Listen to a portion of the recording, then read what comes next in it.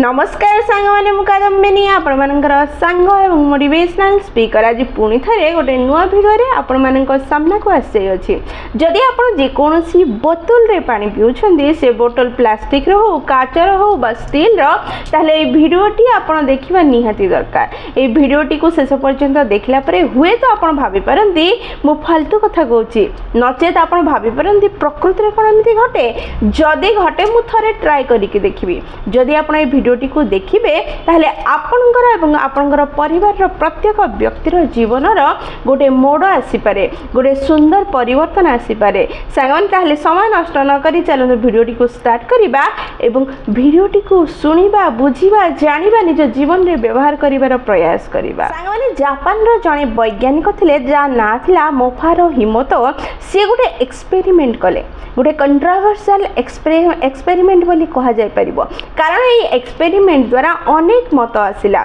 सी पानी उपरे ये एक्सपेरिमेंट कले सी कहवा अनुसार पानी स्नेह प्रेम भल पाइबा राग घृणा अहंकार एवं सबकिछि को अनुभव करिपारे एवं निज भितरे ताको धारण करिपारे।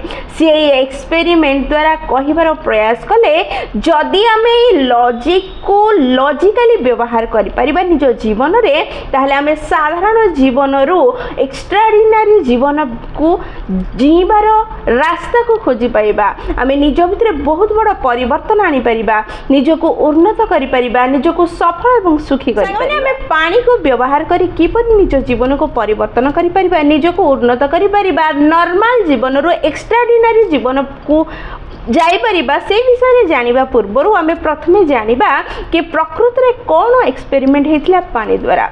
से कोन कले दुनिया प्रत्येक कोणानु को जाई प्रत्येक नदी पोखरी पानी रो प्रत्येक सोर्स रो पानी नहीं के आसिले एमिति आनिबार मुख्य उद्देश्य थिला कोनोसी गोटे स्पेशल पानी रे किछि जादू अछि ताहा लोक माने न भाबंतु सेति पई से दुनिया रो प्रत्येक कोन को जाई पानी कलेक्ट करी आनिले एवं से पानी को अलग अलग बोतल रे स्टोर करनेले एवं प्रत्येक बोतल उपरे गोटे लेवल लगे देले जेमिति किछि बोतल उपरे से भलो भलो पॉजिटिव मैसेजेस लिखि के लगेले आई लव यू मु बहुत खुशी अच्छी मु बहुत आनंदित अच्छी मु जीवन रे सब बळे सफल हेबी मु आगो को बढ़िबी मु निजर क्षमता एवं दक्षता को बढ़ाई पारिबी मु शक्तिशाली अटे।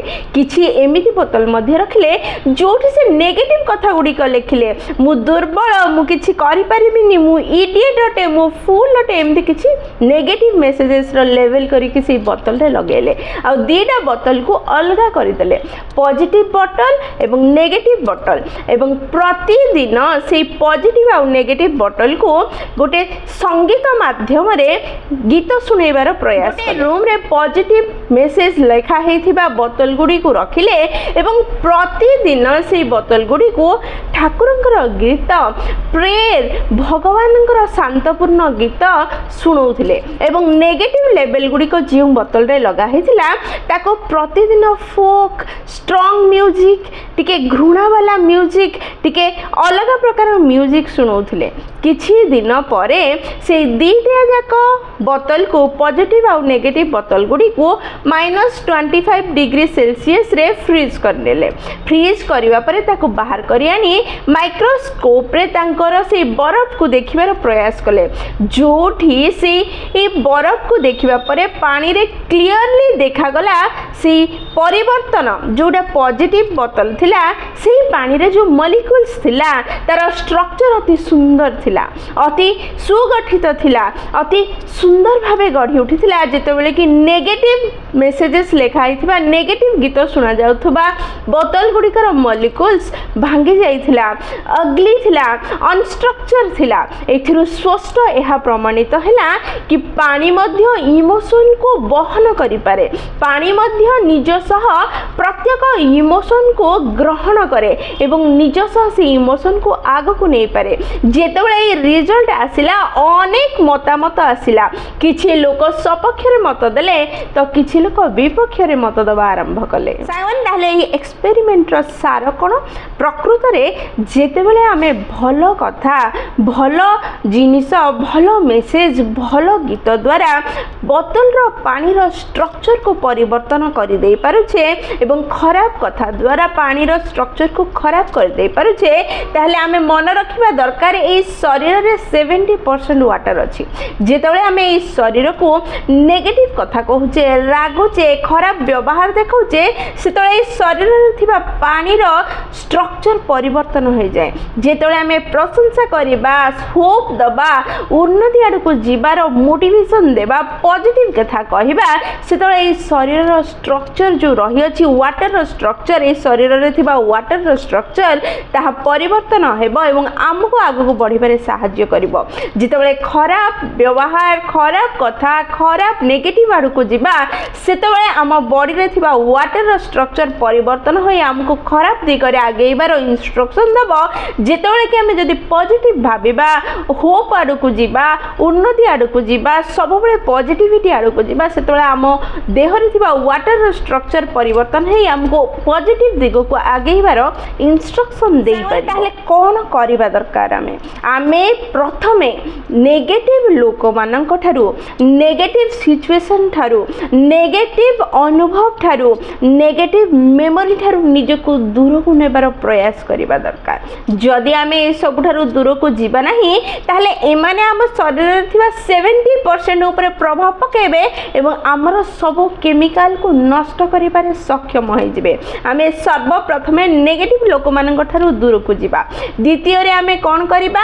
ଆମେ ପ୍ରଥମେ ସେଇ ଲୋକମାନଙ୍କ ପାଖକୁ ଯିବା ଯେଉଁମାନେ ପଜିଟିଭ ଅଟନ୍ତି, ଯେଉଁମାନେ ଆମକୁ ଆଗକୁ ବଢ଼ିବାରେ ସାହାଯ୍ୟ କରନ୍ତି, ଯେଉଁମାନେ ଆମ ଷ୍ଟ୍ରେସ୍କୁ କମ୍ କରିବାରେ ସକ୍ଷମ ଅଟନ୍ତି, ଯେଉଁମାନେ ଆମକୁ ସମସ୍ୟାରୁ ବାହାରିବାରେ ରାସ୍ତା ଦେଖାଇ ପାରନ୍ତି, ଯେଉଁମାନେ ଆମକୁ ଉନ୍ନତି ଆଡ଼କୁ ଯିବାରେ ସାହାଯ୍ୟ କରନ୍ତି, ଯେଉଁମାନଙ୍କ ସାଙ୍ଗେ ସମୟ ବିତେଇବା ପରେ ଆମକୁ ଫ୍ରି ଏବଂ ଆନନ୍ଦିତ ଅନୁଭବ ହୁଏ, ଷ୍ଟ୍ରେସ୍ ଫ୍ରି କରିଦିଅନ୍ତି, ସେଇମାନଙ୍କ ସହ ମିଶିବାର ପ୍ରୟାସ କରିବା।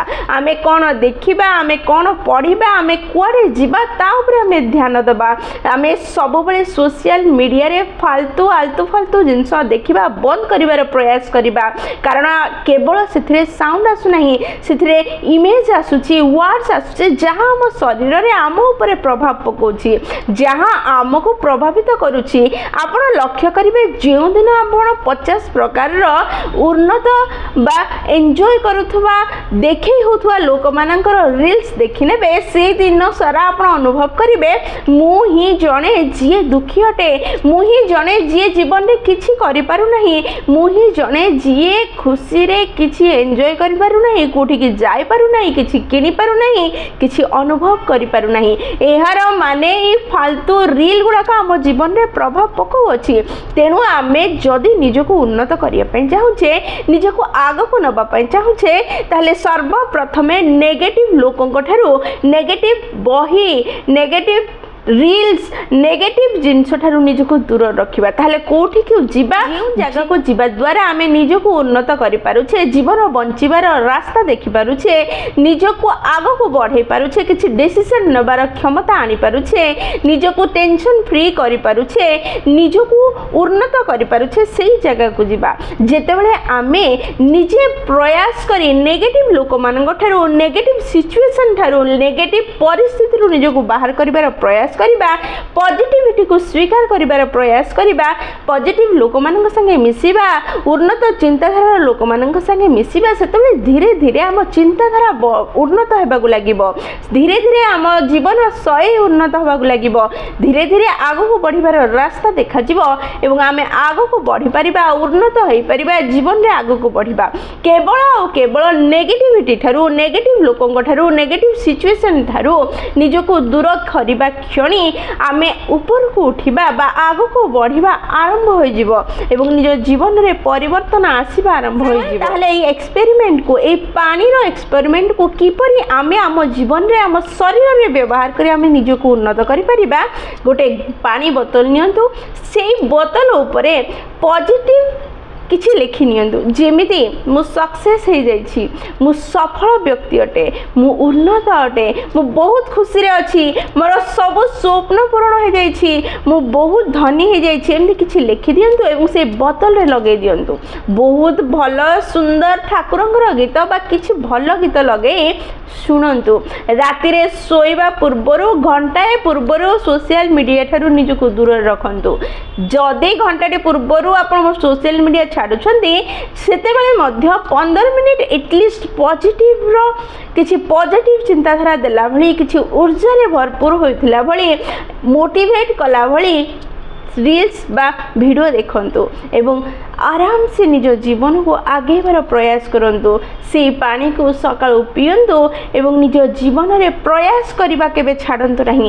ବିଫଳ ହେଲେ ହାରିଯାଆନ୍ତୁ ନାହିଁ, ପ୍ରୟାସ କରିଚାଲନ୍ତୁ। ଏଇ କାର୍ଯ୍ୟ ମାସେ ପର୍ଯ୍ୟନ୍ତ କରନ୍ତୁ, ତାପରେ ମୋତେ କହିବେ ଆପଣଙ୍କର ଜୀବନରେ ପରିବର୍ତ୍ତନ ଆସିଛି କି ନାହିଁ। ଦେଖନ୍ତୁ ସାଙ୍ଗମାନେ, ଏହି ଏକ୍ସପେରିମେଣ୍ଟକୁ କରିବା ପାଇଁ ଟଙ୍କାଟି ମଧ୍ୟ ଖର୍ଚ୍ଚ ହେବ ନାହିଁ। ତେଣୁ ଆକୁ ନିନ୍ଦା କରି ସମାଲୋଚନା କରି ଏହା ଭୁଲ ବୋଲି ପ୍ରମାଣିତ କରି ଆମକୁ କିଛି ମିଳିବ ନାହିଁ। ଆମେ ପଜିଟିଭ ଆଡ଼କୁ ଆଗେଇବାର ପ୍ରଥମ ପାଦ ଯଦି ଉଠେଇବା ତାହେଲେ ନିଶ୍ଚୟ ପଜିଟିଭ ପରିବର୍ତ୍ତନ ଅଟୋମେଟିକାଲି ଆମ ଜୀବନରେ ଆସିବା ଆରମ୍ଭ ହେବ। କିନ୍ତୁ ଯଦି ଆମେ ସମାଲୋଚନା କରୁଥିବା, ଆମେ ହେୟ ଜ୍ଞାନ କରୁଥିବା, ଆମେ ପ୍ରୟାସ ହିଁ କରିବା ନାହିଁ ପଜିଟିଭ ଆଡ଼କୁ ଯିବା ପାଇଁ ଆଉ ନେଗେଟିଭିଟିରେ ହିଁ ପଡ଼ି ରହିବା, ତାହେଲେ କେବେ ବି ଆମ ଭିତରେ ଉନ୍ନତି ଆସିବ ନାହିଁ। ଥରେ ଗୋଟେ ପାଦ ଉଠାନ୍ତୁ ପଜିଟିଭ ଆଡ଼କୁ, ପଜିଟିଭିଟି ଆଡ଼କୁ, ଦେଖିବେ ପଜିଟିଭିଟି ଆପଣଙ୍କ ଆଡ଼କୁ ଆକର୍ଷିତ ହୋଇକି ଆସିବ, ଅଟୋମେଟିକାଲି ଆପଣଙ୍କର ଜୀବନରେ ଉନ୍ନତି କରିଚାଲିବ। ସାଙ୍ଗମାନେ, ଭିଡ଼ିଓଟି ଯଦି ଆପଣଙ୍କୁ ପସନ୍ଦ ଆସିଲା, ଆପଣଙ୍କ ହୃଦୟକୁ ଛୁଇଁଲା, ତାହେଲେ ନିଶ୍ଚୟ ଲାଇକ୍ ସେୟାର ଆଉ କମେଣ୍ଟ କରିବେ। ଯଦି ପ୍ରଥମ ଥର ଆପଣମାନେ ଆମ ନୈନିକ ମୋଟିଭେସନ୍ ଚ୍ୟାନେଲକୁ ଆସିଛନ୍ତି, ଚ୍ୟାନେଲଟିକୁ ସବସ୍କ୍ରାଇବ୍ କରିଦେବେ ଏବଂ ପାଖରେ ଥିବା ବେଲ୍ ବଟନ୍ ଦବାଇ ଅଲ୍ ନୋଟିଫିକେସନ୍ ସେଟ୍ କରିଦେବେ, ଯାହାଦ୍ୱାରା ଯେତେବେଳେ ବି ଆମେ ଭିଡ଼ିଓ ପୋଷ୍ଟ କରିବୁ ସର୍ବପ୍ରଥମ ନୋଟିଫିକେସନ୍ ଆପଣଙ୍କ ପାଖରେ ପହଞ୍ଚିବ ଏବଂ ଆମକୁ କନେକ୍ଟ କରିଦେବ। ତାହେଲେ ମୁଁ ରହିଲି ସାଙ୍ଗମାନେ, ପୁଣି ଥରେ ଦେଖା ହେବ ଗୋଟେ ନୂଆ ଭିଡ଼ିଓରେ ନୂଆ ଟପିକ୍ ସହ। ସେହି ପର୍ଯ୍ୟନ୍ତ ନିଜର ଧ୍ୟାନ ରଖନ୍ତୁ ଏବଂ ବହୁତ ଖୁସିରେ ରୁହନ୍ତୁ, କାରଣ ଖୁସିରେ ରହିବା ବହୁତ ଜରୁରୀ। ଜୟ ଜଗନ୍ନାଥ।